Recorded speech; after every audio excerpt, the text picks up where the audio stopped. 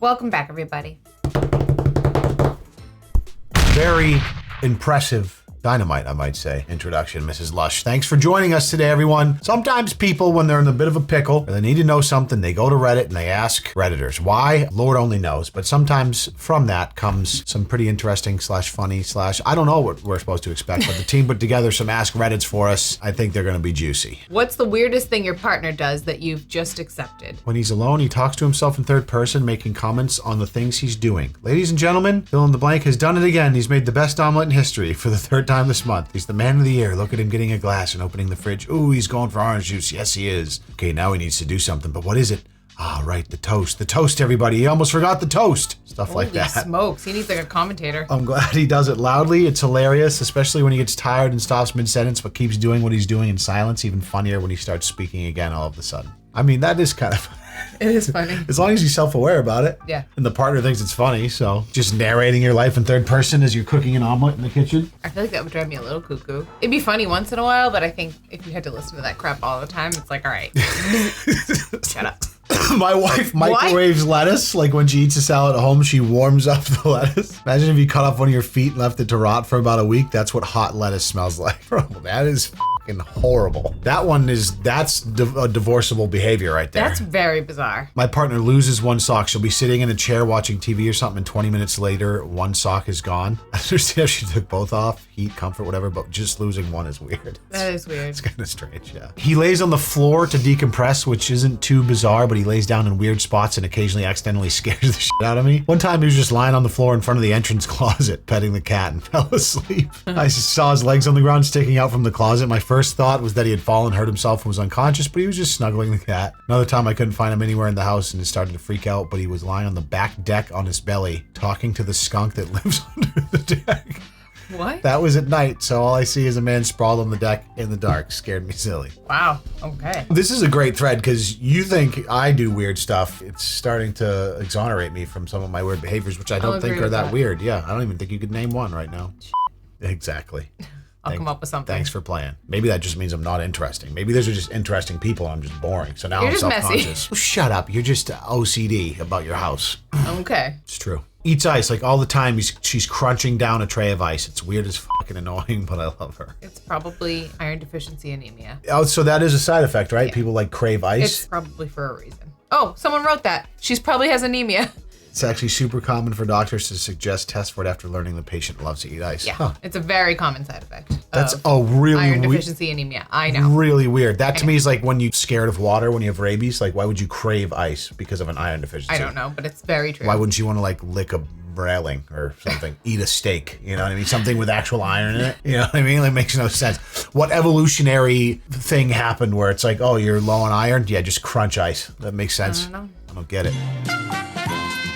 Well, those were fun. There's so many of these. Here's some facts we can tell Jax, the team said. What mind-blowing but simple facts would satisfy a 4-year-old daughter's daily request for one fact before bedtime? Dogs can tell when you're coming home by how much of your scent is left in the house if you have a daily routine. Okay, so like if you're gone for 8 hours every day, they kind of have a... You get it. Your scent will slowly fade away and they'll be on a routine. So it'll be like, oh, the scent is at this level. It's time for them to get back. Like they should be back soon. And then if say the adult didn't or human didn't come home. That's awesome. They might start to get a little panicky. Yeah, true. Dogs are special, man. Love them. Otters have skin pockets for their favorite rocks. They are also surprisingly vicious. What? So now this is one of those situations like... I got a rock for your skin pocket.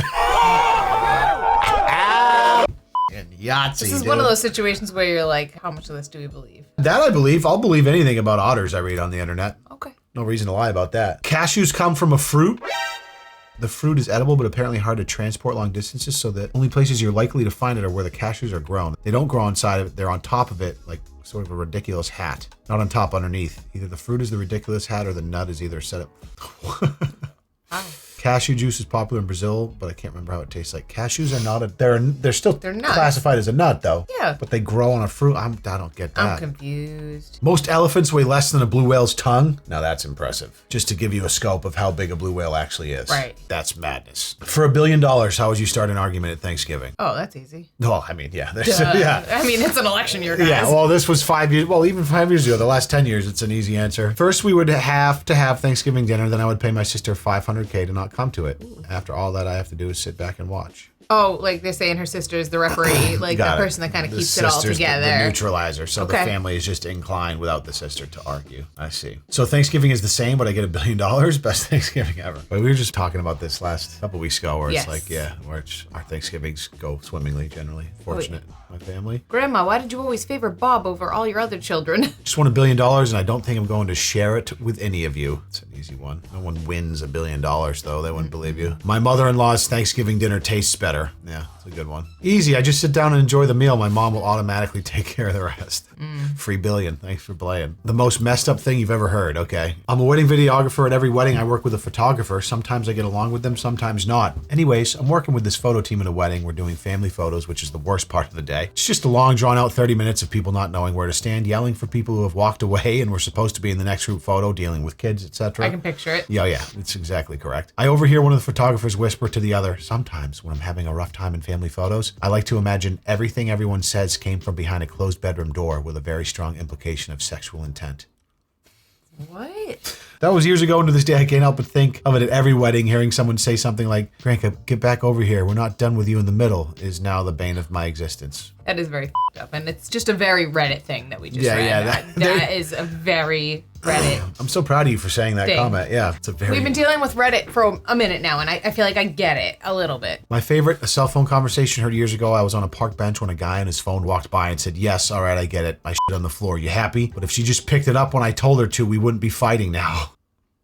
What? I think if you shit on the floor, you're obligated to clean it yourself. Yeah. You know, unless you're in a different type of relationship. When I was in middle school, a group of girls sat down near me and started talking a bit too loud. One of the girls said she was going to try and baby with Red Bull and liquor. She was 13. Yeah, that's pretty bad. Not unbelievable, though. No. A woman on the phone with her mother crying about how the man she was having an affair with was cheating on her.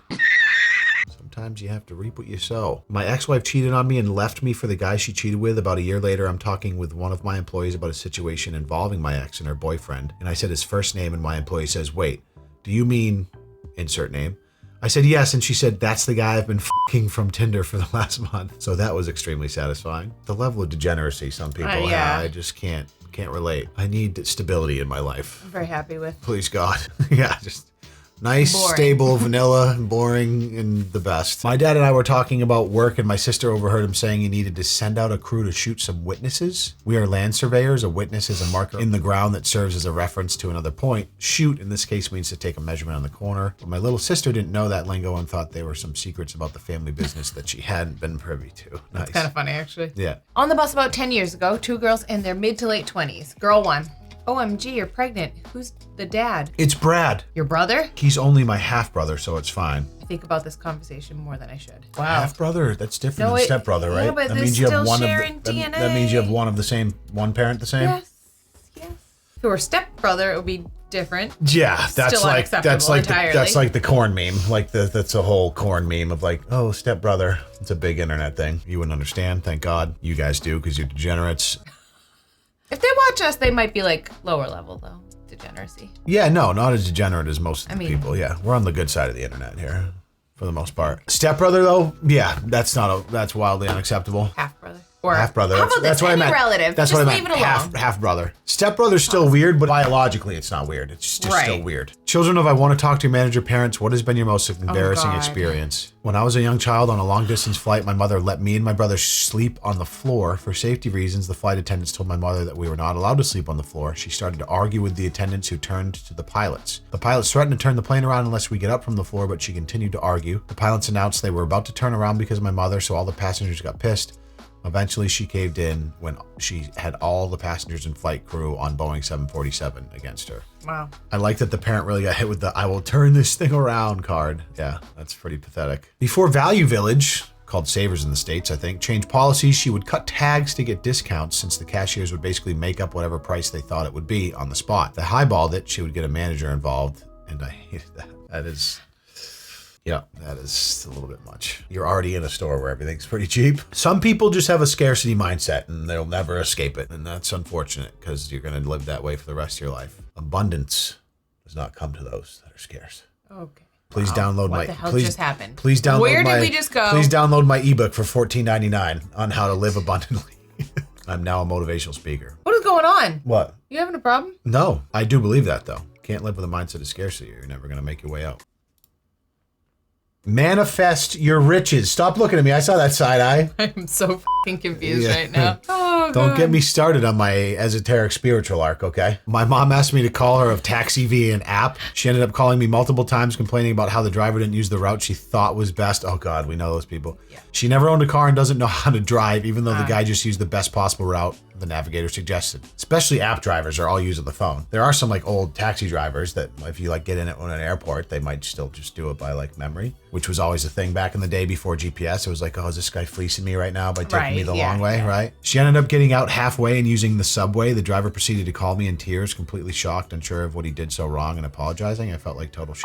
I never called her a cab again. Oh, the driver calling in tears is a little bit much. Yeah, the whole thing is a bit... That seems a little bit strange. Bizarre. As a dude, too. Maybe the mother was just that vicious that reduced his ass to tears, a grown man. Some people are just very, very mean and vile. Like, just by their nature. And it's unfortunate. So this is kind of an interesting thread because I do oftentimes think about, like, man, imagine having to live with that as your parent. When I see these videos, I don't think you're mean.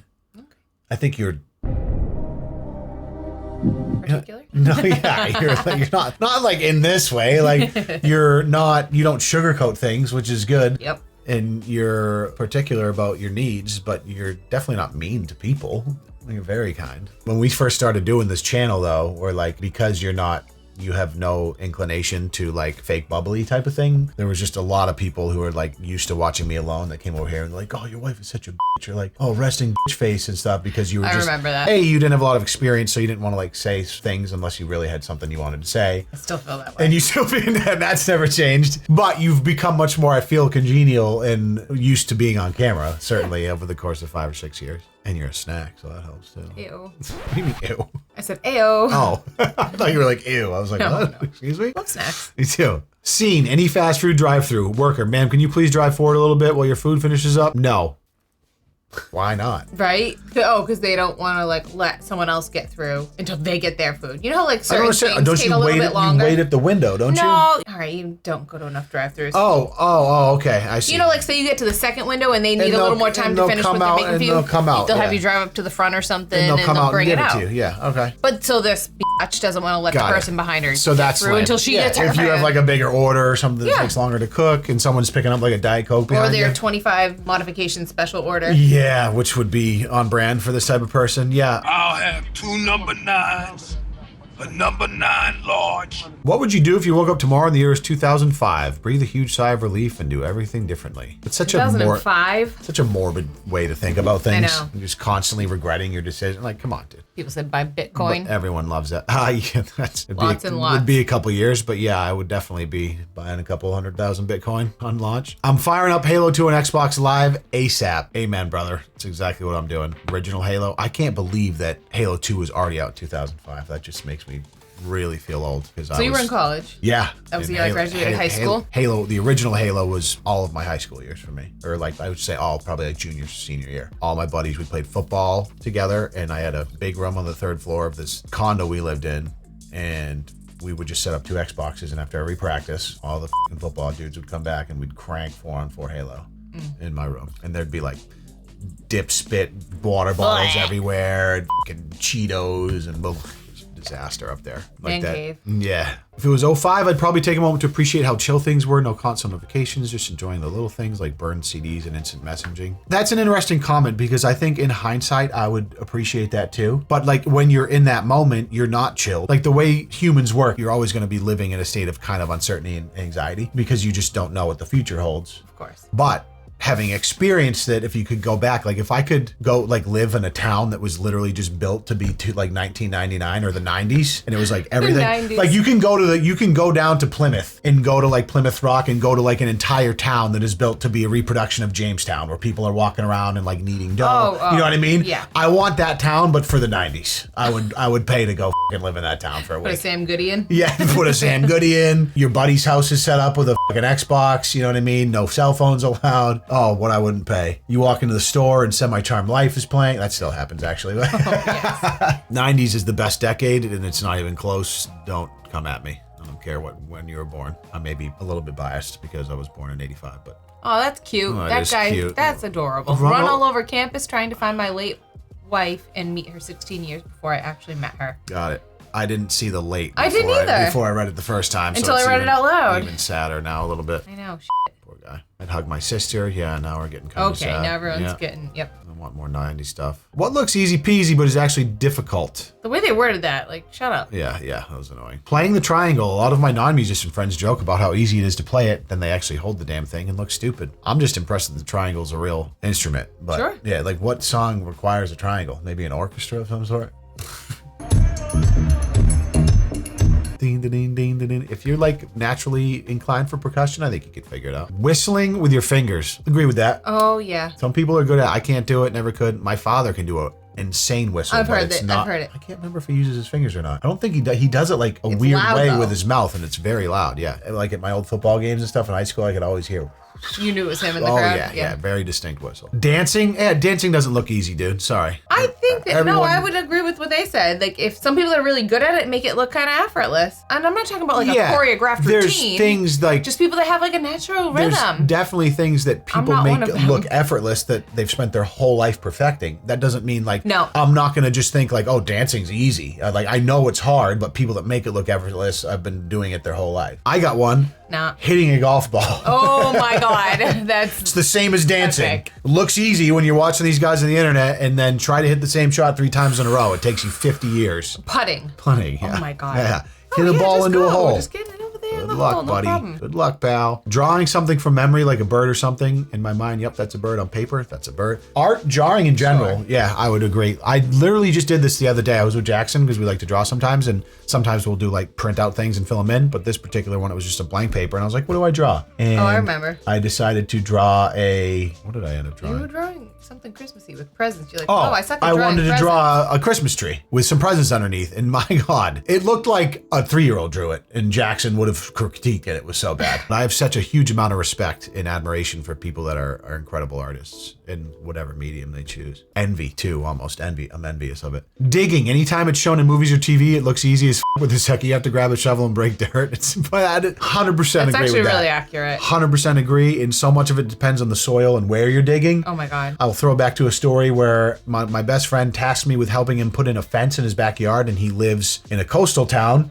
We didn't know this at the time, but his backyard is 20% dirt and 80% roots and rock. So we rented a massive auger, which is like a big machine hole driller from Home Depot. We ended up breaking it, so that was a problem, but hardest thing I've ever done. But we ended up getting through roots and rock and put a fence in that's still standing to this day. That must have been 8 or 9 years ago now. It was a long time. But boy, oh boy. Yep, not easy. Doctors of Reddit, what's the biggest case of faking it you've ever seen? Taking trauma call during surgery residency, had a prisoner come in after a fight and claimed he couldn't move or feel his leg. All the CT scans and MRIs were normal, but we would shield his legs so he couldn't see them and poke them with needles and other sharp objects with enough force to cause pain. He never flinched or moved his legs at all. He was diagnosed with SCIWORA. Scawara. Oh, okay. Spinal cord injury without radiographic abnormality. He stayed in the hospital for a week, no improvement. Always had one guard with him. One night, they were down in the lobby watching some TV, but the guard needed to use the restroom. The patient said, "Where could I possibly go? I'm paralyzed." Guard left him alone for 2 minutes. Patient last seen sprinting down the road, naked butt cheeks slapping in the breeze.